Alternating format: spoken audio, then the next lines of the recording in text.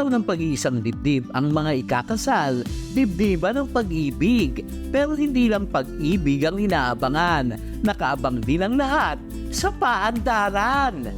Dahil bukod sa love story, ang kasalan nahahaluan din ng comedy. Kanya-kanya rin ang tema para talagang tatak sa alaala. Ang bride na si Eunice, ang ngawit ay 8 buwan na tiniis para makumpleto ang kanyang mga crochet mula sa souvenirs, brooch at bouquet. Tipid yarn, bongga yarn, ikaw na yarn. Buong tiyaga at pagmamahal ang kanyang paghahabi tulad ng 15 years niyang pagtatahi ng love story ng kanyang the one and only.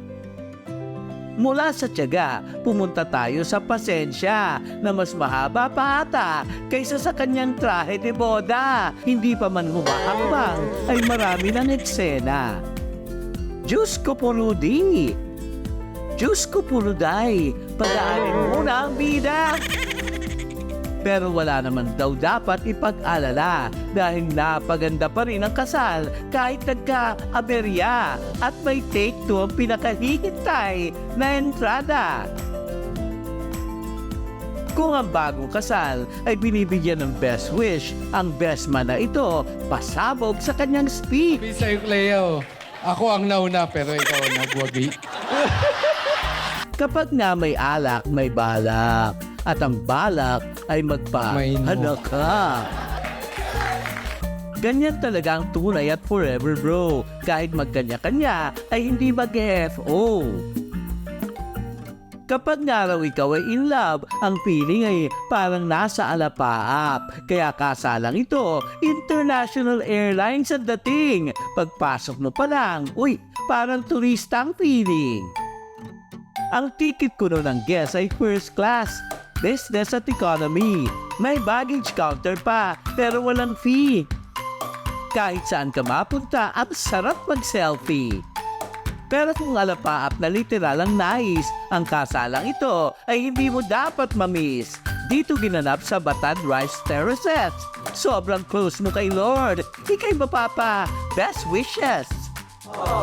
Parehas na ipugaw ang bagong kasal, kaya ang kanilang tema ay lokal na lokal.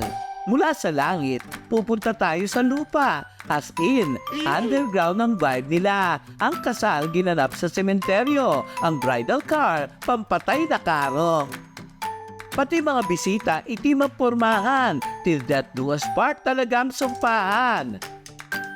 Ang katuwang ng mga magagandang konsepto, ang mga wedding planners na alisto.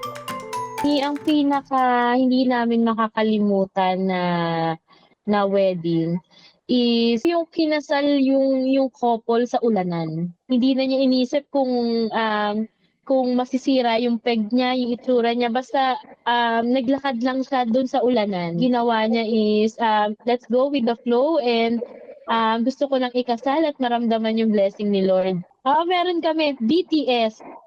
Ultimo mga centerpieces nila, pang mga BTS din. And then nagpagawa kami ng mga standee na talagang malalaki pa sa tao na mga K-pop. Lahat ng pinatugtog is BTS. Lagi kami may strategical planning. So palagi kaming merong plan B, plan C. Itong wedding or itong moment ng buhay nila is once in a lifetime lang. So sabi ko nga, always give the best shot. Sa mga gustong matupad ang kanilang dream wedding, ito ang kanyang maipapayo para hindi kayo tumambling. Kasi alam mo, sa totoo lang, kahit na anong plano mo, kahit na gaano pa karami yung budget nyo, kahit gaano nyo pa yung pinag-ipunan, kapag kulang kayo sa oras, hindi rin maganda yung outcome. Kapag napag-uusapan sa social media kung ang kasal dapat ingrande ba, isa lang ang napatunayan nila na ang pangmatagalang pag-ibig, pasok man o hindi sa aesthetic, ay hindi nadadaan sa anumang gimmick.